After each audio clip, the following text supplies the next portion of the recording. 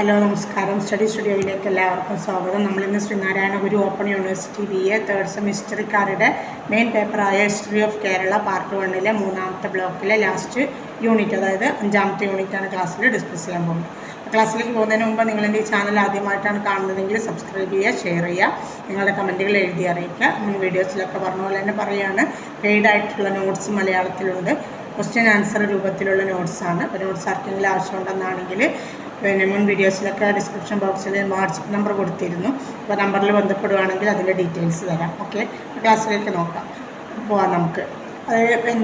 മൂന്നാമത്തെ ബ്ലോക്കിലെ ലാസ്റ്റ് യൂണിറ്റിൻ്റെ പേര് ഡിക്ലൈൻ ഓഫ് തമിഴകമാണ്. അതായത് തമിഴകത്തെക്കുറിച്ചാണ് മൂന്നാമത്തെ ബ്ലോക്കിൽ കംപ്ലീറ്റ് പറയുന്നത് കേട്ടോ. ചേര ചോള പണ്ഡ്യ ഭരണാധികാരികളെക്കുറിച്ച്.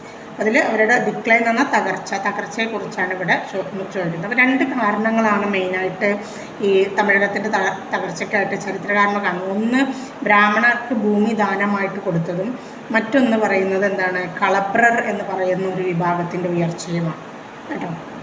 ഇത് വെച്ചിട്ടാണ് ചാപ്റ്ററിൽ നിന്ന് ക്വസ്റ്റ്യന്.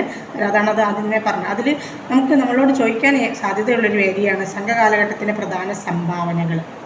തകർച്ച പറയുമ്പോൾ അതിൻ്റെ സംഭാവനകളുണ്ട്. അതിൽ സംഭാവനകൾ എന്തൊക്കെയാണെന്നുള്ളത്. അപ്പോൾ ഏതൊക്കെയാണ് സംഭാവന? ഒന്ന്, സാഹിത്യ സംഭാവനകളാണ് അല്ലേ. സംഘകാലഘട്ടം എന്ന് പറയുന്നത് എന്താണ്, സംഘകൃതികളുടെ കാലഘട്ടമാണ്. അപ്പോൾ തമിഴകത്തിലെ ആദ്യ സാഹിത്യ രചനകളെല്ലാം ഉണ്ടായിട്ടുള്ളത്, രൂപപ്പെട്ടിട്ടുള്ളത് ഏത് കാലഘട്ടത്തിലാണ്? ഈ സംഘ കാലഘട്ടത്തിലാണ്. തൊൽക്കാപ്യം, പത്തുപ്പാട്ട്, എട്ടുത്തൊകൈ എന്നൊക്കെ പറഞ്ഞിട്ടുള്ള കുറേ കൃതികൾ ഈ കാലഘട്ടത്തിലേതിൽ മികച്ച ഉദാഹരണങ്ങൾ, അതായത് സാഹിത്യത്തിൻ്റെ വളർച്ചയുടെ മികച്ച ഉദാഹരണങ്ങളാണ്. അറിയപ്പെടുന്ന ഒരു കവി സമൂഹം ഈ കാലഘട്ടത്തിൽ തമിഴകത്തിൽ ഉണ്ടായിരുന്നു. കവി എന്ന് പറയുമ്പോൾ കവികളും കവയത്രികളും രണ്ടും ഉണ്ടായിരുന്നു കേട്ടോ. 100 കണക്കിന് കവയത്രികളും കവികളും ഉണ്ടായിരുന്നു എന്നാണ് പറയപ്പെടുന്നത്. പിന്നെ മറ്റൊരു സംഭാവനയാണ് സാമൂഹിക സാംസ്കാരിക സംഭാവന. സംഘകാലത്ത് തമിഴ് സമൂഹം വിപുലമായ സംഘടിതമായ ഒരു സമൂഹമായിരുന്നു. സ്ത്രീകൾക്ക് വലിയ സ്ഥാനം അവർ നൽകിയിരുന്നു എന്നതിന് തെളിവുകൾ ലഭ്യമായിട്ടുണ്ട്. അതുപോലെ ഹിന്ദുമതം, ജൈനമതം, ബുദ്ധമതം തുടങ്ങിയ വിവിധ മതവിശ്വാസത്തിൽ ഉൾപ്പെട്ട ആളുകൾ സഹവർത്തിത്വത്തോടെയാണ് ആ കാലഘട്ടത്തിൽ, അതായത് സഹിഷ്ണുതയോട് കൂടിയിട്ടാണ് ആ കാലഘട്ടത്തിൽ കഴിഞ്ഞിരുന്നത്. ഇനി മൂന്നാമതൊരു സംഭാവനയായിട്ട് പറയുന്നത് വാണിജ്യ വ്യാപാര വികസനമാണ്. വാണിജ്യ വ്യാപാര വികസനം എന്തായാലും പറഞ്ഞിട്ടുണ്ട് നമ്മൾ പിന്നെ മുന്നത്തെ യൂണിറ്റുകളിലൊക്കെ. റോമുമായിട്ടും ചൈനക്കാരുമായിട്ടും ഗ്രീക്കുകാരുമായിട്ടൊക്കെ വ്യാപാര ബന്ധത്തിൽ ഇവരെ ഏർപ്പെട്ടിരുന്നു. അപ്പോൾ അതിന് തെളിവുകളുമുണ്ട്, ധാരാളം തെളിവുകൾ, പുരാവസ്തു തെളിവുകളൊക്കെ നമുക്ക് ചരിത്രകാരന്മാർക്ക് ലഭ്യമായിട്ടുണ്ട്. അതായത് അന്തർദേശീയ വ്യാപാരത്തെ വിപുലപ്പെടുത്തുന്നതിൽ അല്ലെങ്കിൽ അതിൽ സജീവമായിട്ട് പങ്കെടുക്കുന്നതിൽ ആര് പ്രധാനികളായിരുന്നു? സംഘകാലത്തിലെ ആളുകൾ പ്രധാനികളായിരുന്നു.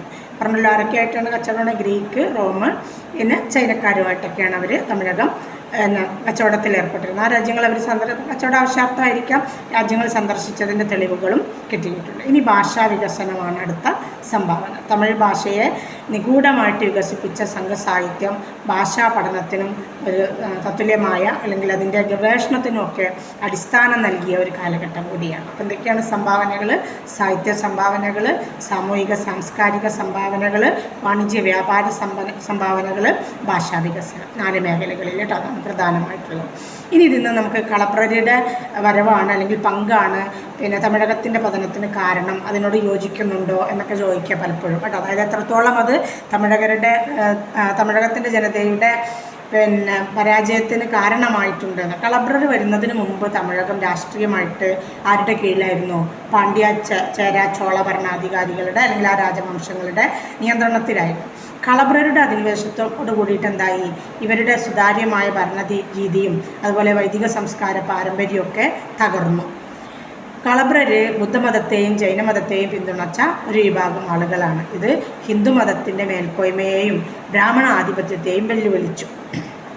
പ്രശസ്ത സംഘസാഹിത്യങ്ങൾക്കും അതുപോലെ തന്നെ വൈദിക സമ്പ്രദായങ്ങൾക്കും ഈ കാലഘട്ടത്തിൽ തകർച്ചയുണ്ടായി. കളപ്രർ അതിനെയൊക്കെ നിരുത്സാഹപ്പെടുത്തി, അതുകൊണ്ട് തകർച്ചയുണ്ടായി.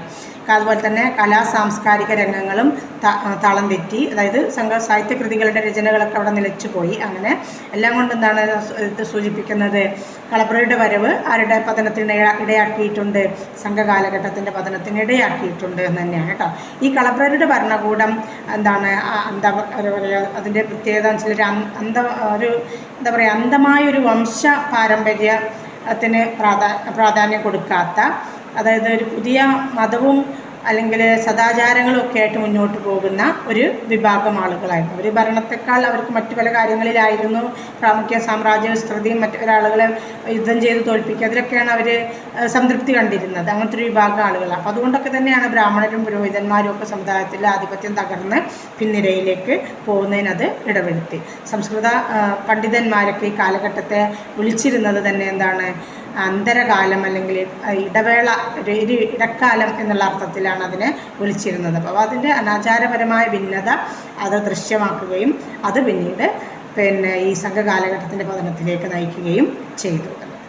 നമുക്ക് ബ്രാഹ്മണ സമുദായത്തിന് ഭൂമി അനുവദിച്ചതാണ് ഒരു കാരണം എന്ന് നമ്മൾ പറഞ്ഞല്ലോ. അത് എത്രത്തോളം കാരണമാകുന്നുണ്ട് എന്നുള്ളതാണ് നമുക്ക് നോക്കാറുള്ളത്. ബ്രാഹ്മണ സമുദായത്തിന് ഭൂമി അനുവദിച്ചത് തമിഴകത്തിൻ്റെ പതനത്തിന് കാരണമായിട്ട് അല്ലെങ്കിൽ അതിലേക്ക് നയിച്ചതായിട്ട് ചില പണ്ഡിതന്മാർ, ചില ചരിത്രകാരന്മാർ അഭിപ്രായപ്പെടുന്നുണ്ട്. അവർ വ്യക്തമാക്കുന്നുണ്ട്.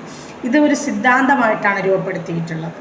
അതെന്ന് വെച്ചാൽ ദക്ഷിണേന്ത്യയിലും അതുപോലെ ഭൂദാനങ്ങൾ വ്യാപകമായിരുന്നു ആ കാലഘട്ടത്തിൽ. ഈ സംഭവങ്ങൾ ഭൂസ്വത്ത് ദുർവിനിയോഗം ചെയ്തു എന്നാണ് ചില ചരിത്രകാരന്മാരുടെ അഭിപ്രായം. അങ്ങനെ കൊടുക്കുന്നത് കൊണ്ട് ഭൂസ്വത്ത് ദുർവിനിയോഗം ചെയ്യുകയാണെന്നാണ് ചില ചരിത്രകാരന്മാരുടെ അഭിപ്രായം. ഇതിലൂടെ കർഷകർക്ക് ഭൂമി നഷ്ടപ്പെടുകയും കർഷകർ സമൂഹത്തിലെ രണ്ടാം നിലക്കാരായിട്ട് മാറുകയും സാമൂഹിക സമത്വം തകരുകയും ജനകീയ ക്ഷോഭങ്ങൾ അല്ലെങ്കിൽ ജനകീയ പ്രക്ഷോഭങ്ങൾ ശക്തമാവുകയും ചെയ്തു എന്നൊക്കെ ആ ചരിത്രകാരന്മാർ വ്യക്തമാക്കുന്നുണ്ട്. പ്രാദേശിക ഭരണഘടനയിൽ ബ്രാഹ്മണർക്ക് എന്താണ്, അഗ്രഹാരങ്ങളുടെ സ്വതന്ത്രമായ ഭരണമാണ് ഉണ്ടായത്. അപ്പോൾ എന്തായി, പ്രാദേശിക ഭരണാധികാരികളൊക്കെ യഥാർത്ഥ ഭരണാധികാരികളല്ല, അവർ പേരിന് മാത്രമുള്ള ഭരണാധികാരികളാവുകയും ബ്രാഹ്മണർ അഗ്രഹാരങ്ങൾ എന്ന് പറഞ്ഞാൽ എങ്ങനെ, ദാനമായി കിട്ടിയ ഭൂമിയാണ് കേട്ടോ, ബ്രാഹ്മണ ഭൂമി. അഗ്രഹാരങ്ങളുള്ള ബ്രാഹ്മണർ യഥാർത്ഥ ഭരണാധികാരികളായി മാറുകയും ചെയ്യുന്ന ഒരവസ്ഥ ഉണ്ടായി. അപ്പോൾ ഈ സമ്പ്രദായം പഴയ തമിഴകത്തിൻ്റെ സുതാര്യത തകർക്കുന്നതിലേക്ക് നയിച്ചു. ചേര, ചോള, പാണ്ഡ്യ ഭരണാധികാരികളുടെ പതനത്തിനത് കാരണമായി. മാത്രമല്ല ഈ അവസരത്തിൽ ജൈന ബുദ്ധ മതങ്ങൾ ശക്തിപ്പെട്ടു. കളഭ്രരുടെ വരവോടി ആയപ്പോൾ എന്തായി, ആ മതങ്ങൾക്ക് കൂടുതൽ പ്രാവീണ്യം ലഭ്യമാവുകയും ചെയ്തു. അതോടുകൂടിയിട്ട് എന്തായി, നമ്മുടെ തമിഴകത്തിൻ്റെ സംഘസാഹിത്യത്തിൻ്റെ പതനം അവിടെ കാണാൻ തുടങ്ങുകയും ചെയ്തു.